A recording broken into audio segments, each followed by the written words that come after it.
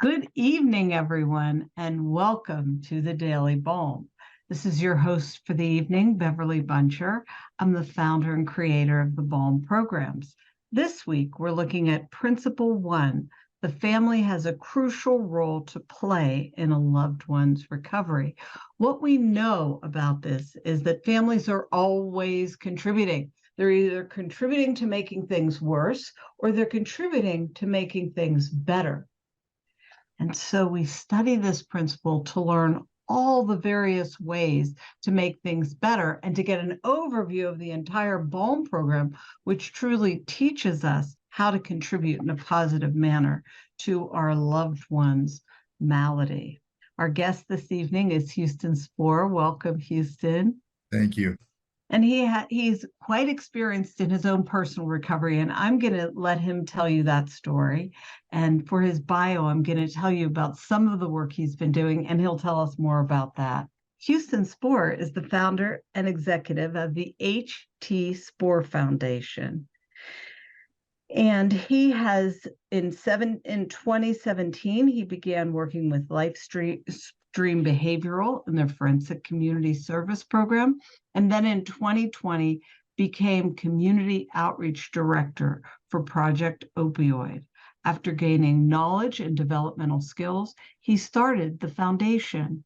He had found his calling working to help those people suffering and needing to find hope in community care. The foundation provides that through the Outside In program and their Narcan distribution program, which has helped pass out over 1,800 units of Narcan in a year and a half and has helped positively impact 200 opioid overdose reversals. Wow. That's amazing. After getting the foundation rolling, Houston was offered the opportunity to work with the Recovery Village in January of 2023 as a community outreach associate. This position gives him the chance to impact change at every level in Central Florida. Thank you for the good work you do. Thank you, Beverly. Very appreciative. Want to welcome you to the BALM program. And Houston, you're a person who helps families and communities fight SUD. What inspired you to get into the field? I think with me, it definitely stems back to my father. My father was a physician. He gave back, would always have clinics on the weekends that gave back to individuals. He helped start the Impaired Physicians Program in Florida. So yes. Oh my gosh, last week's visitor was a doctor who was part of it. It's the same thing. This is amazing. It is. It's really you start to learn what a small community we all really exist in, with really making impactful change. He actually gave back to the community I grew up in. I grew up in DeLand, Florida, just outside Daytona Beach. And my mom was a lobbyist for the American Lung Association. So giving back kind of was, I grew up in it. And it was something that I always knew I would do. I just didn't know in what capacity. And I think what ends up happening is when you go into recovery, first of all, I didn't know where I was going to go, but it gave me the perfect platform because at that point, with all my history with substance use, over 20 years of opioid use and heroin addiction, it really gave me the ability to go speak to people on a level that most people don't have. I'd survived overdoses. I had made it through. And so that's really what inspires me daily, is to watch those transformations. So you've been there, it's possible to recover. It's possible, and it's beautiful. Yes. Yeah. It truly is. So could you tell us a bit about your journey? Sure. As a person in your addiction, and how did it start? What was it like? How'd you get out? But real brief, because like maybe 5. Yeah, I'll be very 40 brief. years in 5 minutes. It really started at age 16. I am 45 years old now. I had my first spine surgery at age 16 from playing sports. And I played basketball and football and baseball, but it was basketball was my passion. I ended up having 10 subsequent surgeries because I didn't stop playing. I didn't listen very well, which I would learn later in life. It stuck with me. But basically, I was in the era where Oxycontin was given out, and that paper from Princeton that came that said it was non-addictive, and I got hooked on the Oxycontin very young, 16. Wow. Yeah, very young. So went through the entire phase of going through the surgeries, kept getting that, but then when times changed, the access to pain medication stopped. And so that's when I went to the streets to get other substances and ended up getting hooked on heroin. And I got out basically Right at a before very fentanyl. right before fentanyl, you know, You're and still so alive. it's It's a and I'm miracle. still alive. It's a You are miracle. a miracle. I am.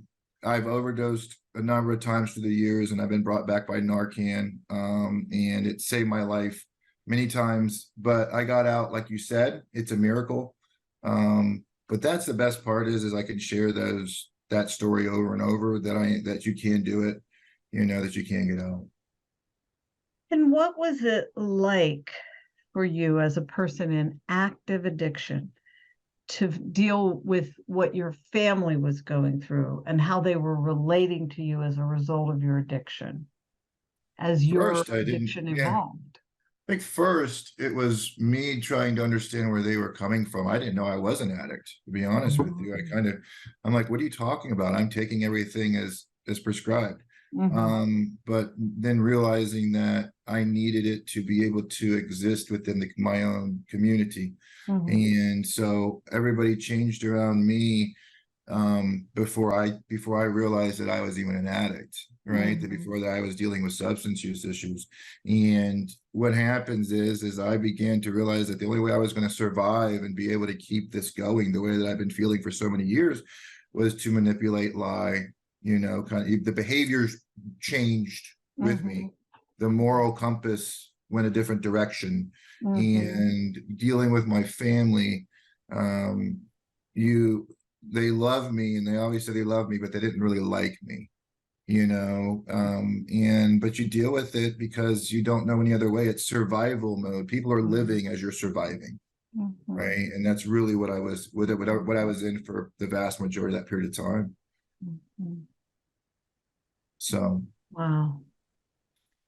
So what did they do that helped you get into recovery, and what did they do that you feel kept you from getting in recovery?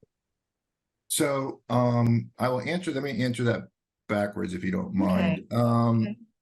I think what they did to not help me get into recovery was the enabling, not knowing what to do sometimes. And so they were as lost as I was, and the sickness kind of went throughout and it permeated the family until they found their way back into healing. Like realizing that the only way to heal was for them to heal and then me to heal on my own or as much as I could.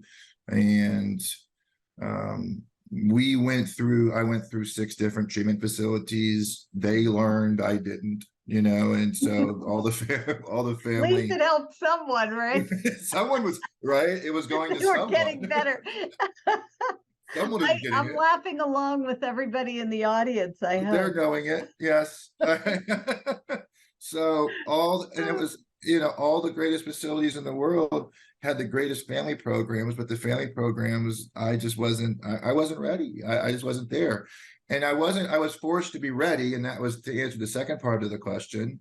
My father died in 2015. After that, my family, between my brothers and my mom, I was put under Marchman Act in Volusia County. I went in front of a judge, and there was a stack of years of paperwork that said, hey, listen, you're going to go to treatment, and if you don't, then you're going to go and you're going to end up in jail overnight or until as long as you need to in order for you to go into treatment. And I would say about 60 to 70 days in, I finally was like, all right, I'm killing myself.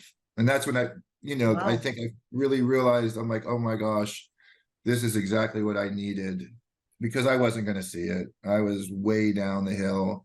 I had ballooned up over 412 pounds. I had been on methadone. I was dying, and I know we all are dying in the sense of every day is closer, but I was definitely progressing that process.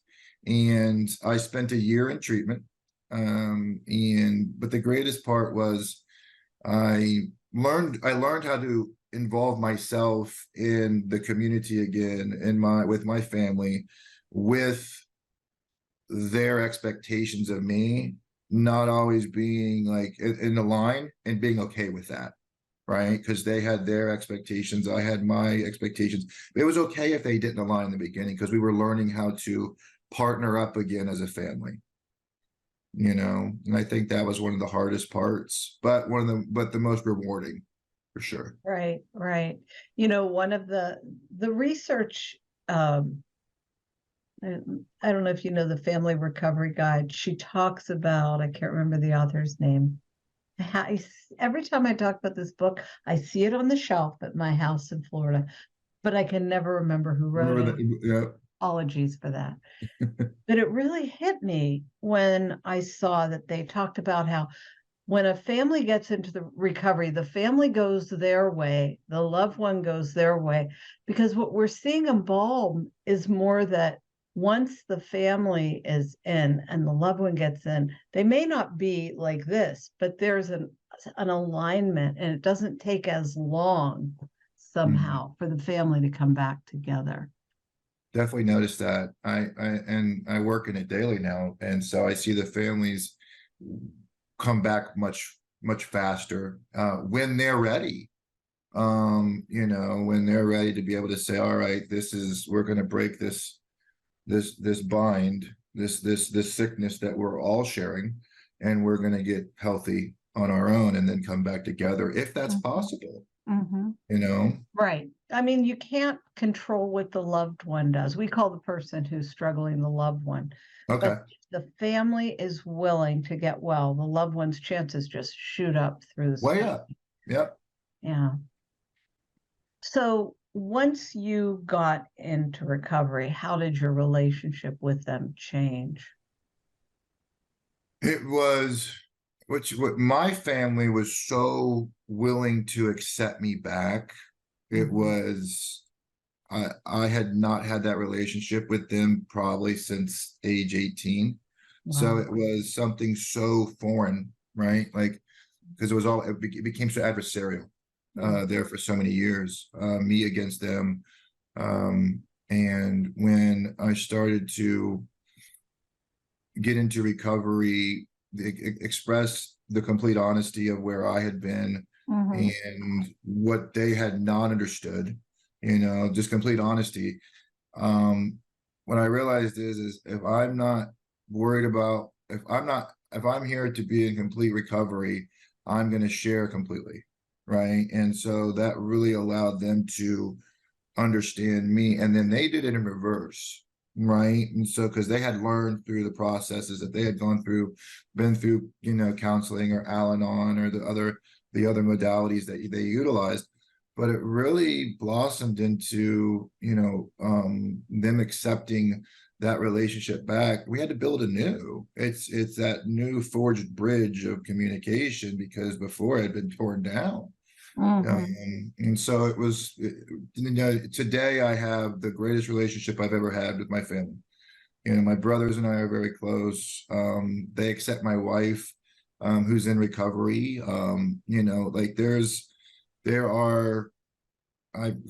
Since I've been in recovery almost 8 years now, we don't have those times where we're unable to communicate through things. We have strife? Of course, that's life, right? Yeah. We're going to have that. That's just human nature. But what we don't have is the inability to break through it and come back. Right. Yeah. That's awesome.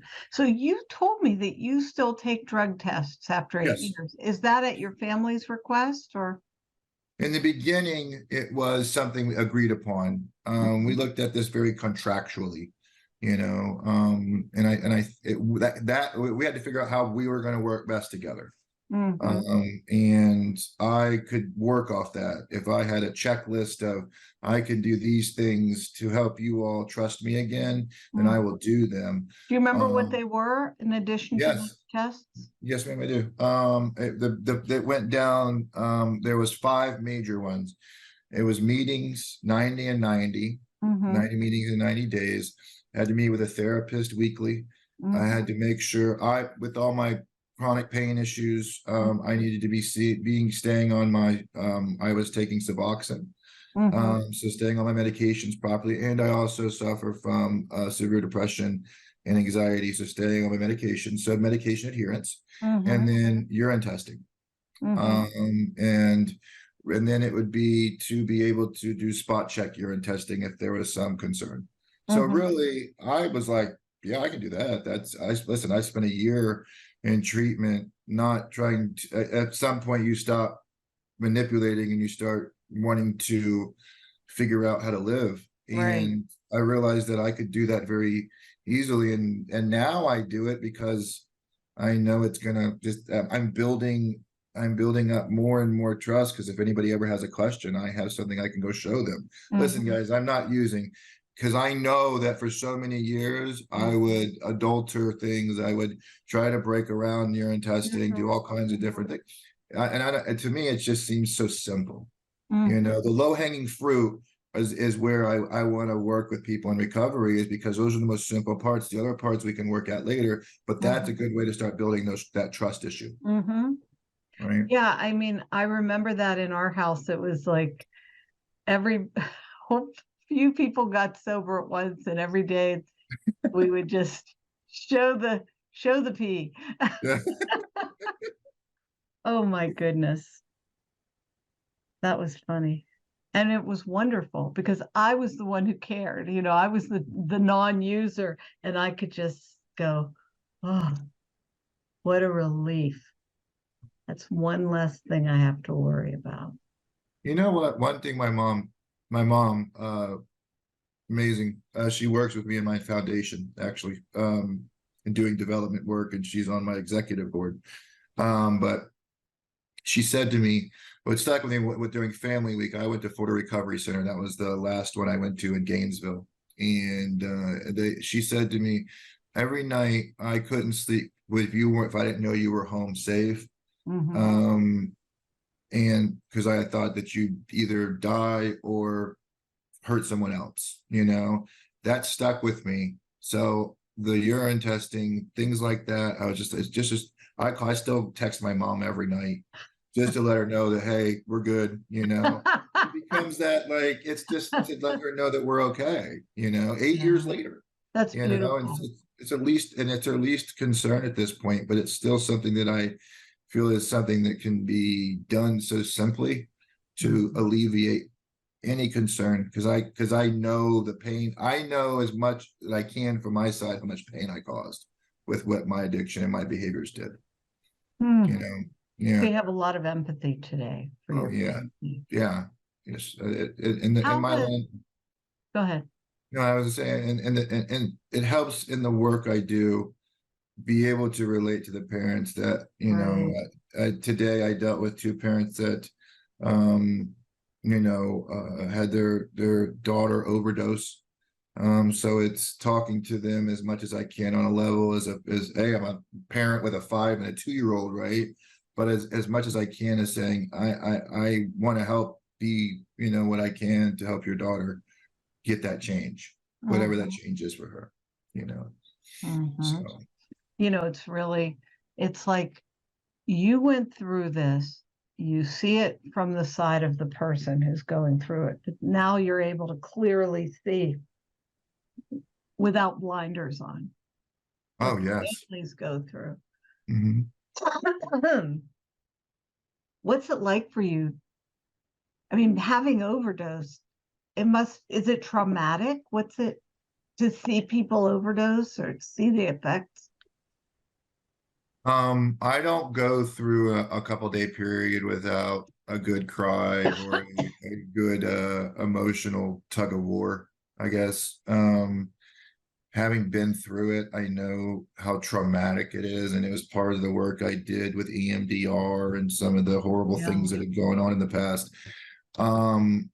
But I know that that person popping back out, when they're back around, and that feeling of like, I almost died, but I didn't die. Mhm. But I understand how that can be so Yeah. insidious and stick in the Yeah. brain that I could do it again, Right. with knowing the numbers now. It was Russian roulette, you It know. is with fentanyl. Yeah. What we say is that if a family, how the person gets up and says, but I didn't die and I can do it again, and they just want to leave. The hospital may recommend treatment, this, that, and the family says, he wants to go. He's an adult. What can I say? And we had this thought, we were talking about it in central Pennsylvania, of like having a hospital put BALM or wherever the overdoses are being handled, every family that the loved one leaves with some kind of a treatment plan and the family leaves with BALM. At the very least, the family gets a family recovery program, Yep. because without it, there's no contributing to Yeah. recovery. It's just like, oh, No, it's chaos personified tenfold, right? So it's just there's nothing, no one's leaving educated, right, they're leaving and right, more frantic, and right, adds another person to the survival mode, because now your right, loved one chances of death is increased exponentially, you right, know. right. So yes, that's one of the areas that we're working on with the foundation, is to meet people where they are with the overdoses and work with them to have a treatment plan, a huddle, a team of professionals wrapped around them, but community Mhm, professionals, people they can rely mhm, on. So mhm. you and I think that, we discussed before, Yeah. balm is something that could equip the families, that is such a needed portion. Mhm, And I'm excited to learn more. But just from what you and I discussed, it would add another dynamic to our communities that would give the loved one another chance at success, right. at long-term recovery, or at What least it's all finding treatment. about. Yeah, what And it's all about. ease Yeah. the minds of the families, Oh, I mean, yeah. just that feeling of, oh, and just lowering the inner temperature. That's what BOEM is really all about. Yeah, if I had something Helping that could do families that. to Yeah. get peaceful inside in the middle of the chaos. And just like chaos is catchy, peace is catchy. Oh, yeah, Yeah. it So is. you said you put your recovery first. What does that mean to you? How do you do it? Why do you do it? What does it look like? So for me, it's no matter what. So every morning I wake up, I for me, I do a testimonial. I do something. I do a lot of breathing exercises, because I've got to. With me, it's learning how to deal with the chronic pain issues that I still have, because I know that's a big trigger. And Mm-hmm. with that size trigger, I've got to learn how to deal with that differently. So that's one side, and then it's bringing in the other portions of it, such as talking to my sponsor. It's reaching out to the community that I have around me, but making sure Mm-hmm. that that's continuing. So because if I What did you don't, mean by you do a testimonial in the morning? What did that? so I read. It Ah, might, yeah, I'll do a reading. A mm-hmm, lot of it used to be out of the big book, a lot, and then it switched to different. I've actually mm-hmm. I'm trying to remember the person I'm reading now, but it's about mindfulness, Oh, beautiful. and just but because it talks a lot about controlling the controllables, like that you have power over, right? And so I know that today I don't have to use, that's up to me at this point, because of where my recovery's taken me. But that's every day. It's reinforcing that, it's building that base stronger so that you can handle the tough times when you're, having a stressful day, like I do in this field, and you do in just in life in general.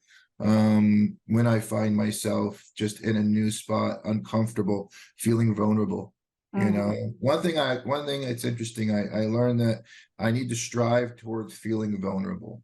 right? Like learning how to feel comfortable with that has helped me really gain a better understanding of, like, recovery isn't about always feeling comfortable. It's learning how to be uncomfortable. Oh my It's learning how to gosh, be that comfortable is with being so uncomfortable. true. Right. That Yeah. is so true. Yeah. Right. Yeah. So that's taken many years, and I hope to learn. I hope to, and that's the beauty of it, is I keep learning. You know, So what's your life like today? I'm very blessed. Very much blessed. I have two beautiful children that mean the world to me. A 5-year-old, and my daughter's birthday is today. Oh, She just turned 2, Morgan. happy birthday. Uh-huh. Wow. And she's just amazing. I never thought I'd have kids. Honestly, there was a lot of time there I thought I'd be dead before I had kids. And chances are I probably would have if I would have kept going. But I'm married to someone in recovery. And we have, and I want to share this portion. We have within our marriage plans, if like relapse prevention plans, those carry Wow. over. Talk about that. So if one of us relapses, we first identify if, Mhm. behaviors between the two of us we've seen, because we actually had used together in the past, right? And then we split apart for a couple of years to get ourselves back on a better track, and then we had to see if we liked the new people we were. And that was almost 8 years. That's been about 6 years ago. But what we do now is we both have plans. So if I am to relapse, I am to go into a treatment facility immediately, and that there has to be family counseling involved Mhm. and a program, but then that continued accountability testing continues, and then it's really going back and it's going into hindsight to learn about, like, going into history to learn about what you made mistakes on, Right. where did we miss it, right? Because it's a we, it's Right. because as a family we recover, It even though we really do it is, isn't it? solo, but it's we recover. And so that's really where we both have those written in our Yes. it's like I So say, it's that in was, our I was going vows. to ask you what role your wife plays in helping you stay in recovery. She's amazing. My Julia, is, I will work myself to the point that I will burn at both ends. And she has a calming factor in that, where it's like, hey babe, it's time to slow down, and probably the only person I listen to. I want to catch up for the, and I know the unrealistic aspect of it. I want to catch up for the years lost, My husband used to and say that all the yeah, time. and it's one of the hardest parts, because I have to recalibrate after I go through that for a week, because my wife would be like, hey, slow down. We're Right. not giving time with the kids. Like, what are you do? Like, she reminds me of what I'm doing this for. Like, what are you in recovery for?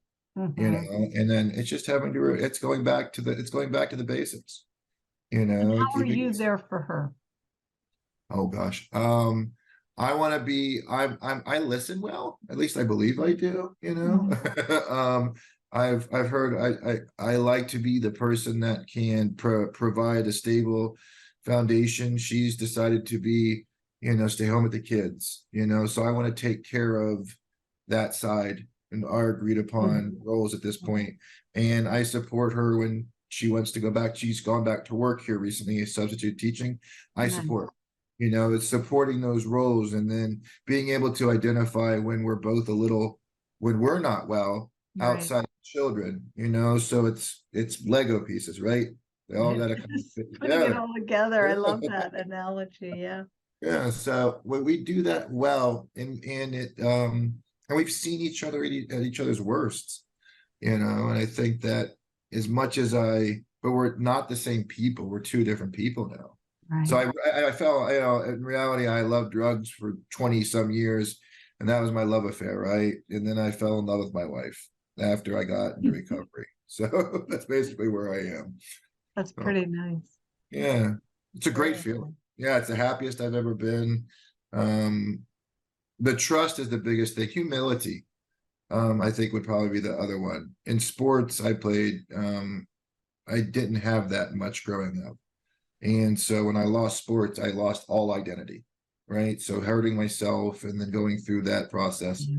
But through this process, I wouldn't change anything. I like who I am. You know, all the heartache and the terrible times, I wouldn't change it. You know, I do like the person I am, because I don't think I'd be in a position to where I'd be able to help people as much as I Right. do. Which Our in stories turn, make us who we are, right? exactly. Yeah, Yeah. yeah. So tell us about the work you do today. I read a little bit of your bio, but you know, to have that foundation, first of all, the inspiration for that foundation Right. alone is pretty amazing. So I got started with this when I was working in 2017, working for Livestream. I worked a lot in jails and prisons here in Lake County. Mhm. And that was my job. My job was to come in, relate to prisoners, and at the county jail and at the state facility here, Lake County Correctional Institute, to try to get them into services as they were getting into the community. The one constant was I could be that constant for them, but there was not a community care program. There was nothing for them to go into. We had one program really that people could go into, but it had meet criteria, grant criteria. And when I had people that needed substance use treatment, it was sorry, can't, you know, you don't have insurance, or sorry, you know, our Medicaid beds are full. No one coming out of jail is going to have wonderful insurance. I just don't. It's a population that's running into, they're being lost. So when I looked at the foundation, I wanted to work with people to gain traction when they got out of treatment, when they hit the streets after Mhm. jail, to build a program around them that was going to give them the best chance of success. And one of Right. my ones was adding family, you know, but at the right time, right? It's when everybody was Excuse me. still, you're, bless you. You it was, and I think that's where I thought when I talk, because I've looked at BALM and what you and I've discussed since we talked yesterday. Mhm. And so much of that healing is missed with the families, and there's such a pivotal portion in this for the chances of success. Mhm. So I teamed up with NAMI, National Alliance Mental Illness, Beautiful. and Mhm. Sunshine Health, to start Mhm. working with that population. And we're starting a pilot here in Volusia County, or next to me in Volusia County, and then Pasco County, to really Mhm. work with people as they overdose and coming out of emergency rooms, coming out of jail, pregnant women with substance use disorders. So they're really the populations where you're seeing the most overdose, and then the most at risk. Yeah. So it started because there wasn't that there for me. Listen, I had all the resources in the world, right? I mean, I could have thrown all the money at it, You but could have gone anywhere, right? could have done anything. And I did, and we tried, and it just wasn't there. Right. It just Right. wasn't there. It's That's siloed, right. That you know. is so true. Pulling everything together so that people can get the help they need where they are with their family. It's so Yeah. critical. You said the point, you said where they are, and that's the biggest one. It's meeting them where they are. You know, I work Mhm. with people that have been living in the woods for 3 years, where they don't know how to, they've never written a resume. They've never done, you know, they've either been in jail or they've lived in a very precarious places. They're always in that survival area. And so I do a lot of work with indigent populations and really bringing them about. I pass out most of my Narcan to those populations. But I also work with a lot of them to get in treatment. And Mhm. I found some really great programs to be able to help others, you know. So Oh, that's awesome. You know, there was something I was going to say and it went, let me try to get it back. Um, oh yeah, we were talking about where you are. Mm. You know, this idea of where you are. I can't tell you how many families lately I've been hearing about who have just been at their wits' end because there isn't help. There's no help for their kids. And they just feel like, what am I supposed to do? Oh, well, figure Yeah, it out. yeah, that's what you're What do told. you do when you have a child, adult or adolescent, Mhm. who has mental health and substance use disorder problem? Nobody will take them because if they get violent, we kick them out. Oh, why do you think they're there? And then what marijuana is doing, the cannabis caused psychosis. I mean, it's just At such young ages now. Yeah, dumbfounding to me, I agree. dumbfounding. And I'm at a loss. So I really respect what you're doing to try to deal with people where they are and help Yes, them where they are and expand into the family and the community. And Robin Predney, I can't thank you enough for introducing us to Houston. I mean, this needs to be happening everywhere. everywhere, not just Yes, Volusia County, but yeah. everywhere. And until it We're is, working to make that happen. We're working to make that happen, and and I mean this with people like you. It's building the coalition. It's building the people that care, putting them together with others. It's taking the silos and breaking them down. And I believe in it because I've seen it work. I work currently. I navigate 10 people right now, and I want to have more navigators that are willing to go out there, work with the community and leaders. navigators, those are advocates, community Yes. advocates, mm-hmm. Hmm. Peers. So they're that. So me as a navigator, I will work with a peer who Mhm. will get matched up with the loved one, right? And then Mm. I will put in, and I have a program I use with a partner company that I've done a public-private partnership with to build. Really, the application's called Team Patient, What is it called? and Team patient? team patient, and That's it really is interesting. exactly that. It's we're going to build something around you. We're going to put a huddle of people that where you are, we're going Right. to put that around you to begin your recovery. That's And beautiful. That is it's absolutely gorgeous. yeah, that's what we're doing with You, NAMI. That's what this is. yeah, Yes. well, I'm smiling because one of our coaches in Richmond, Virginia is Kathy Wren, and Kathy has Illume, which is a nonprofit family recovery. She found the BALM and she's become a BALM coach and a real advocate for getting the BALM out to all the families. But when her son was having his problems and he had some serious problems, she formed Team Tucker. His name is Tucker. And so when you said that, I mean, this is what we talk about in the BALM. We talk about care management. It is not Hmm. case management. It's not a case. It's a caring. We're going to It is wrap so our true. arms around you, the family and the professionals and Hmm. the loved one and the parents and the school. Let's all get together and help. Yeah. And Mhm. it truly is that. I usually do it like an area where I'm working on a hierarchy of needs and through SAMHSAs, right? Home health, community, Mhm. and purpose. Mhm. And I work on those areas with the individuals, and Mhm. we've done some masterful, they do the work, we set it up, and I really watch them bloom when they're given the structure and a roof over their head, not worrying about where they're going to sleep. And it's across the spectrum. I mean, I have people that are um, don't have the issues with housing, but it's moving on to the job portion. It's moving on to the resumes building. It's moving on to dealing with health issues that have been keeping them back or mental health issues.